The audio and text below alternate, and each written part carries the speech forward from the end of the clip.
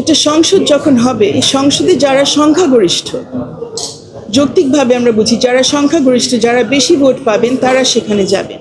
এবং যে কোনো দেশে যেখানে সংবিধান আছে, যে সংবিধানের মধ্যে মৌলিক অধিকারগুলো নিশ্চিত করা হয় বা সেগুলো সুরক্ষা রাখা হয়, সেখানে আমরা ধরেই নিই যে সেখানে আদালত কিন্তু ওই মৌলিক অধিকার সুরক্ষা এবং বিশেষ করে যারা সংখ্যালঘু, শুধুমাত্র ধর্মীয় সংখ্যালঘু না, রাজনৈতিকভাবে যারা সংখ্যালঘু, বিভিন্ন মতাদর্শের কারণে যারা সংখ্যালঘু, বিভিন্ন জাতিসত্তায় যারা সংখ্যালঘু, তাদের অধিকার দেখবে সুপ্রিম কোর্ট। সেটা কিন্তু কোনো সংসদ অনেক সময় দেখে না। সংসদ যেহেতু সংখ্যাগরিষ্ঠদের মাধ্যমে হয়, সেটা একভাবে চিন্তা করে, কিন্তু এখানে মাইনরিটি রাইট প্রোটেকশন, এটা হচ্ছে আদালতের একান্ত কাজ।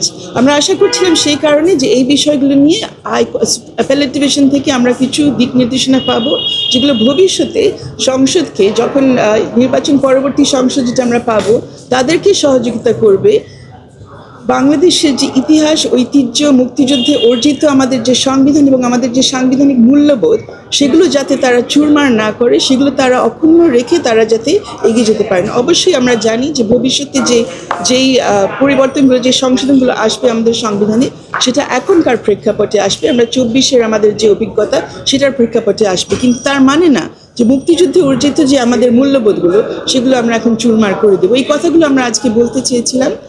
চূড়ান্ত শুনানি যেহেতু শেষ হয়নি, আমরা সবগুলো আজকে বলতে পারিনি। আমরা আশা রাখছি ভবিষ্যতে বলা যাবে, কিন্তু একটু আমাদের সংশয়ও আছে যে বাই দ্য টাইম এই বিষয়টা আবার কোর্টের সামনে আসে, তখন অনেক কিছু পরিবর্তন হয়ে যাবে। সেখানে একই ধরনের সুযোগ পাওয়া যাবে কিনা, আর কোর্টেরও একই রকম সুযোগ থাকবে কিনা এই বিষয়গুলো নিয়ে আসলে আলোকপাত করার বা দিক নির্দেশনা দেওয়ার, সেটা আমাদের ভবিষ্যতে বুঝতে হবে। এই মুহূর্তে যেটা আদালতের সামনে ছিল, সেটা তো আদালত আসলে দেখতে পারতেন। ওনাদের সেই ক্ষমতা ছিল, বিচারিক ক্ষমতা আছে তাদের।